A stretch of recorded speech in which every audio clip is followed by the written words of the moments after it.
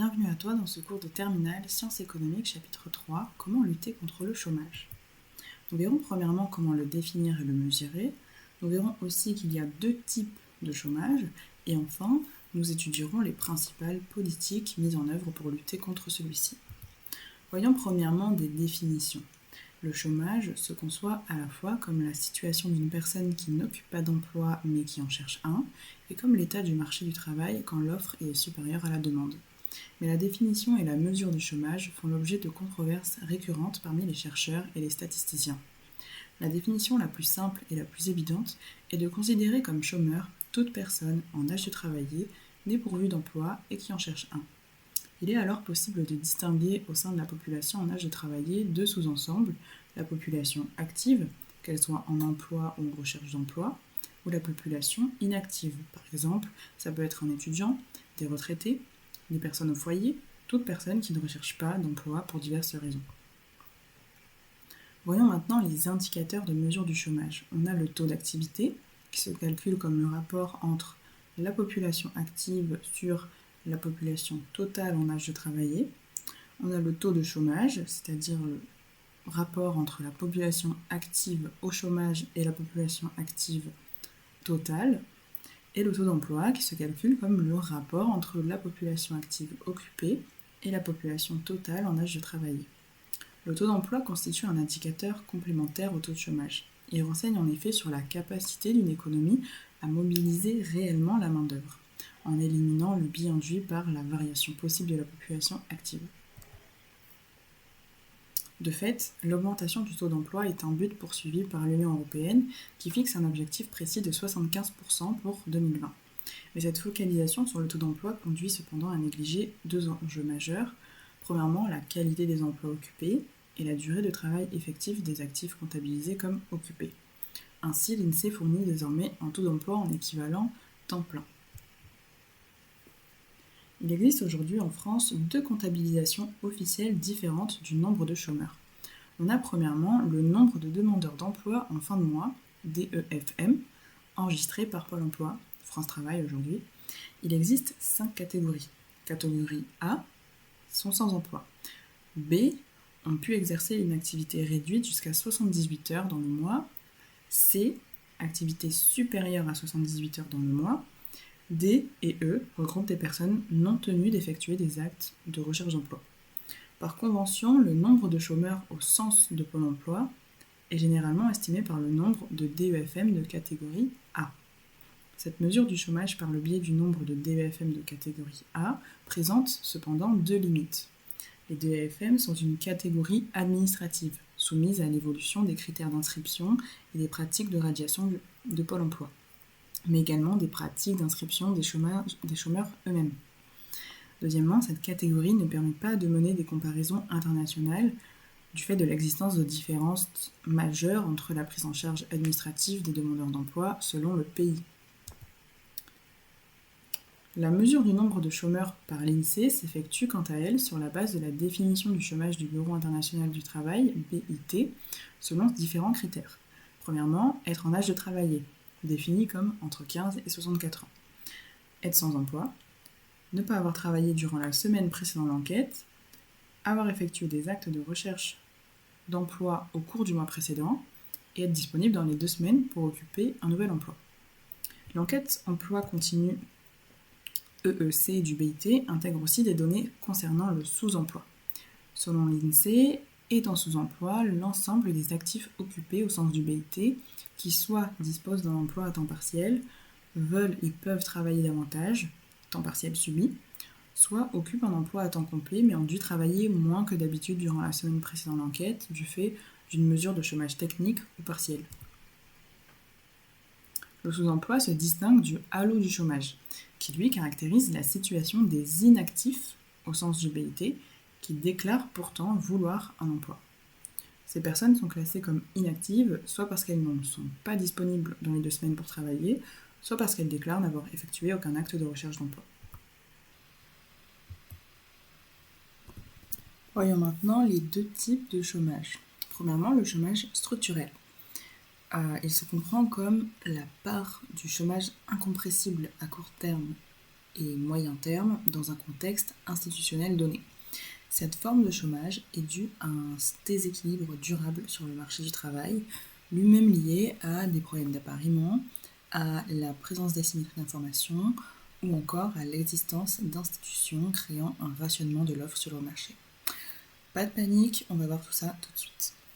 Pour expliquer le chômage structurel, la littérature met d'abord en avant l'existence de problèmes d'appariement qui génèrent un chômage d'inadéquation entre les postes proposés et les qualifications des personnes au chômage, qui ne correspondent pas. En France, une polarisation du marché du travail a augmenté certains besoins en main-d'œuvre peu qualifiée et très qualifiée, au détriment des actifs à niveau de qualification moyenne. Ce constat permet à la fois d'expliquer l'existence d'un volume de 300 000 emplois non pourvus en France en 2017 et la persistance d'un taux de chômage élevé dans certaines catégories d'actifs. À l'inadéquation entre l'offre et la demande sur le plan des qualifications s'ajoute une inadéquation spatiale. Si un poste est à Marseille et que vous habitez à Lille, par exemple. Deuxièmement, le chômage structurel au sens large intègre le chômage frictionnel, lié au délai nécessaire à la recherche d'emploi adéquate par l'offre de travail. Selon la théorie de la recherche d'emploi de Stigler, il existe ainsi un chômage de prospection qui tient à la volonté des offreurs d'occuper des emplois mieux rémunérés. Donc en fait, c'est le temps pour trouver un travail qui correspond au salaire que tu désires. Troisièmement, le constat de l'asymétrie de l'information sur le marché du travail constitue le point de départ d'une autre série de travaux prétendant identifier les causes d'une forme structurelle du chômage, les théories du salaire d'efficience. Dans ces théories, la productivité est déterminée en partie par le salaire offert. Les asymétries d'information sur le marché du travail alimentent un risque d'anti-sélection. En fait, au moment de l'entretien d'embauche, seuls les travailleurs connaissent le niveau réel de leur productivité.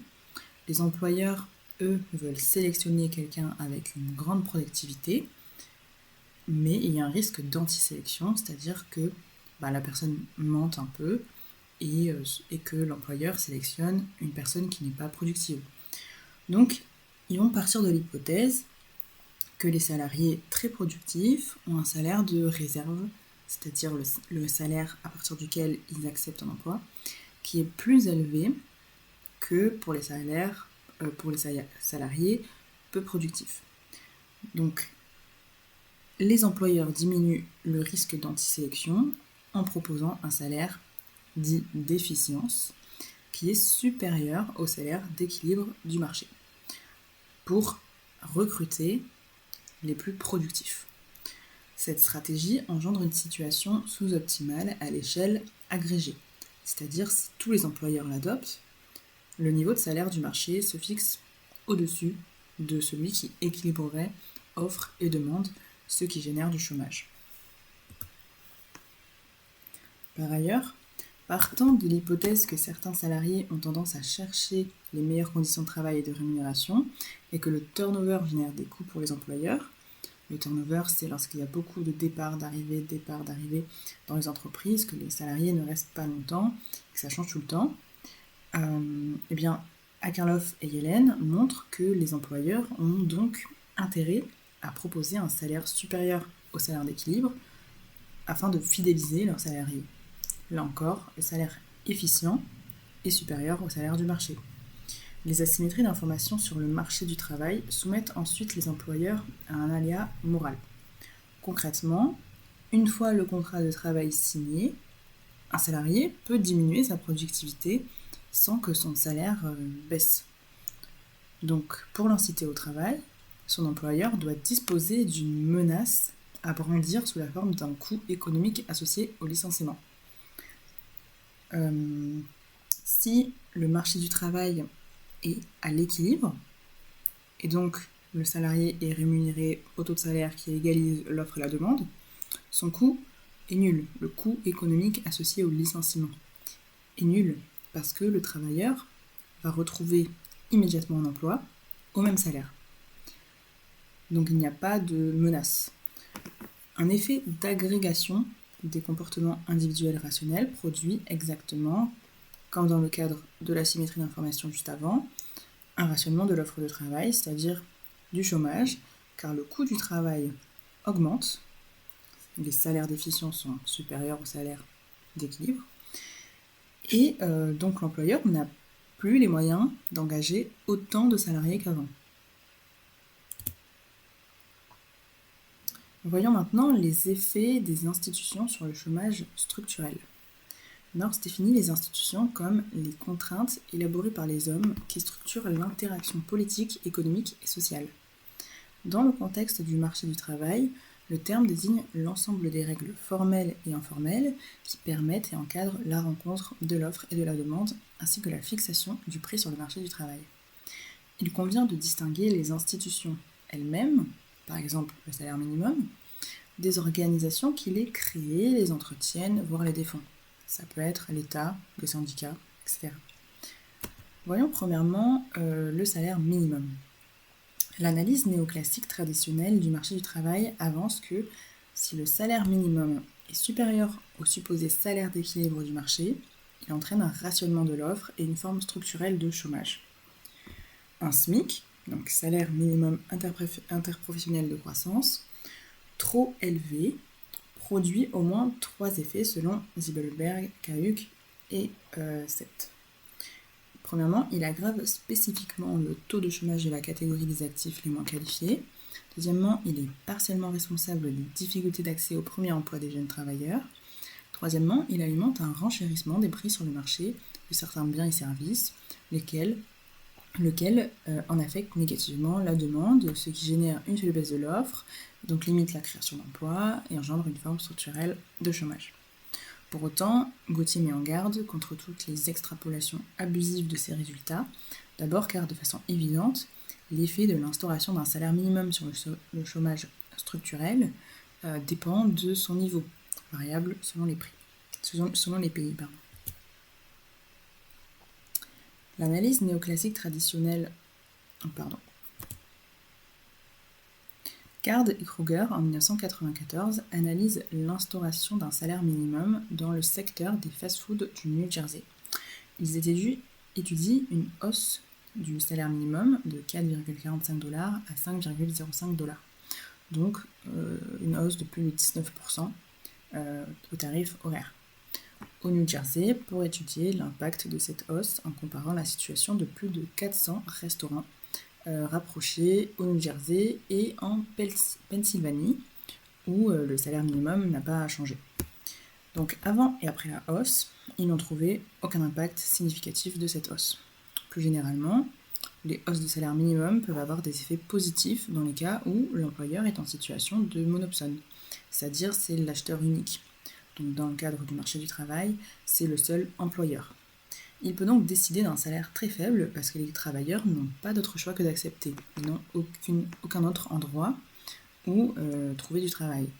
Donc à ce moment-là, l'intervention publique visant à imposer un salaire minimum plus élevé permet de lutter contre ce pouvoir de marché et être favorable à l'emploi et au salaire. Voyons maintenant l'institution de protection de l'emploi. L'Organisation de coopération et de développement économique, OCDE, a construit un indicateur synthétique gradué de 0 à 6, où 6 représente le plus haut niveau de protection, de ce que la littérature nomme la législation protectrice de l'emploi, LPE. L'indicateur de LPE de l'OCDE, donc, intègre 3 dimensions, portant sur les licenciements, mais aussi sur l'embauche, avec la réglementation du licenciement individuel pour un contrat de travail dit régulier, les coûts supplémentaires associés au licenciement collectif, la réglementation sur les contrats temporaires. Les effets de la LPE sur le chômage structurel sont ambigus. Cependant, certaines études obtiennent des résultats probants. Par exemple, Cahuzac et Zibelberg, en 2004, estiment que la LPE en place en France freine la destruction créatrice et donc en empêchant la création de certains emplois par la disparition d'autres, alimente le fort chômage structurel caractéristique de notre économie. La politique de flexibilisation du marché du travail visant à agir sur la demande de travail sera étudiée juste après. Au Royaume-Uni, Marinescu en 2009 prouve que l'accroissement de la LPE a permis une augmentation de la productivité par la formation professionnelle en continu et le maintien dans l'emploi de certains travailleurs, ce qui a accru leur employabilité et donc diminué le taux de chômage d'équilibre de l'économie. Enfin, pour un panel de pays membres de l'OCDE, Bassanini et ses co-auteurs en 2009 montrent que les pays dont la LPE est contraignante pour les emplois réguliers mais lâche pour les emplois temporaires ont ralenti la croissance de leur productivité, augmentant la part structurelle de leur chômage. Conclusion, la LPE est génératrice de rigidité qui alimente le chômage structurel, mais elle est aussi un obstacle à la dépréciation du capital humain dû au chômage. Son effet sur la productivité et le chômage d'équilibre est donc ambigu. Voyons maintenant le chômage conjoncturel. C'est une forme de chômage liée au ralentissement de l'activité économique. Il puise sa source dans les fluctuations cycliques de l'économie. Par exemple, lorsqu'il y a une baisse de la demande, alors il y a une baisse de la production, et ainsi une baisse de la demande de main-d'œuvre, et ce qui augmente les licenciements, et donc une hausse du chômage conjoncturel. La prise en compte de la demande sur le marché des biens et services amène donc à s'intéresser aux effets des changements de rythme de la croissance sur le chômage. Selon Keynes, en 1936, les explications du chômage sont macroéconomiques et conjoncturelles. Elles tiennent à une insuffisance de la demande effective. Si la demande anticipée s'établit à un niveau trop faible pour garantir le plein emploi, la production s'ajuste. Un équilibre sur le marché des biens et services s'accompagne alors d'une situation de chômage.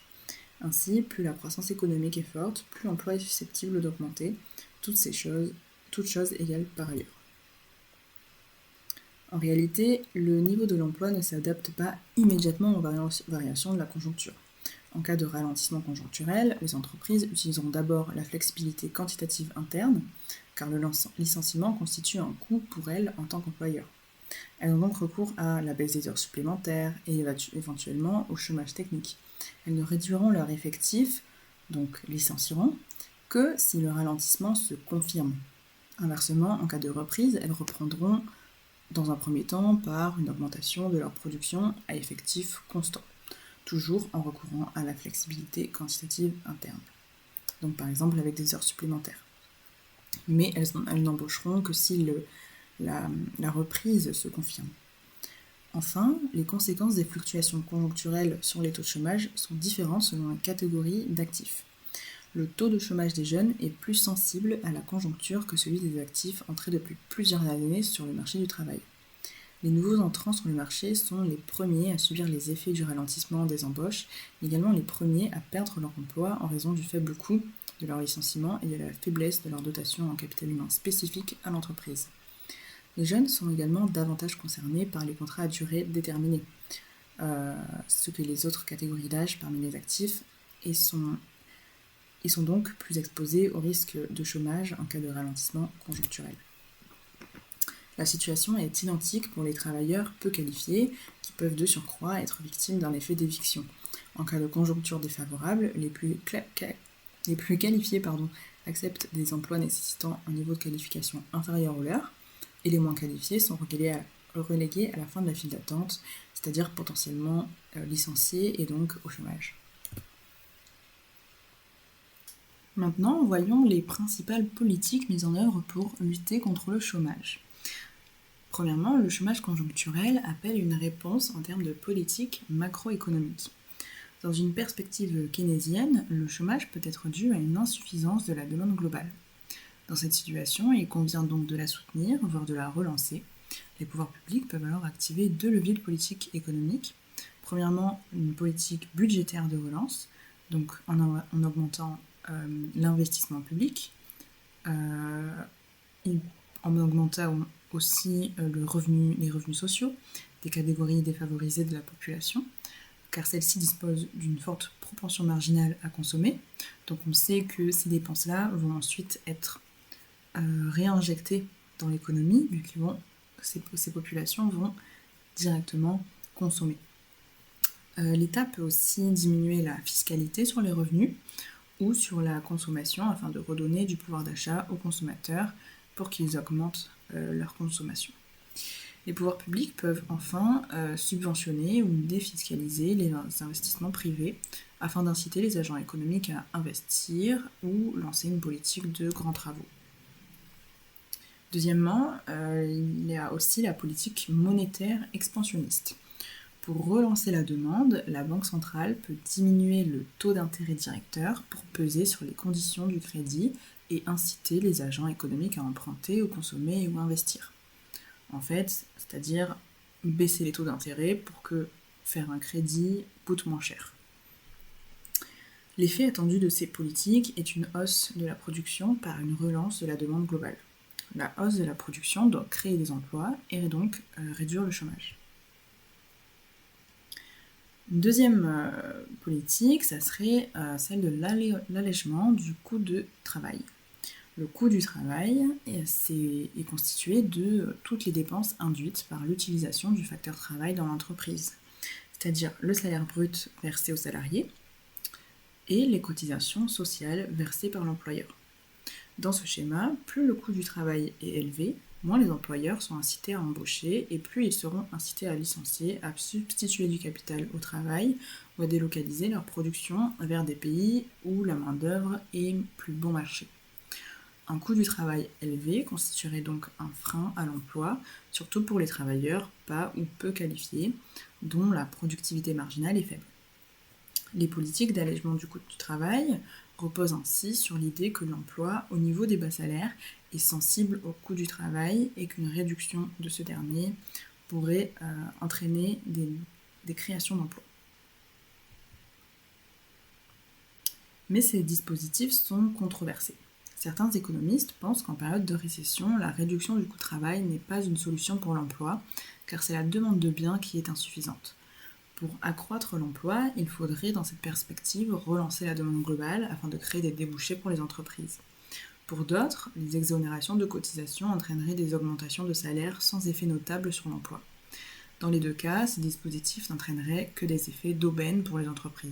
Certains maintiennent cependant qu'un coût du travail élevé est défavorable à l'emploi et que réduire ce coût permet de créer de nouveaux postes, quelles que soient les modalités de cette réduction. Le remède dépend donc de la nature du chômage. S'il est conjoncturel, alors la relance macroéconomique de la demande globale est adoptée. S'il est classique, lié à un coût du travail trop élevé, alors la baisse du coût du travail est une solution, sans baisser les salaires, évidemment.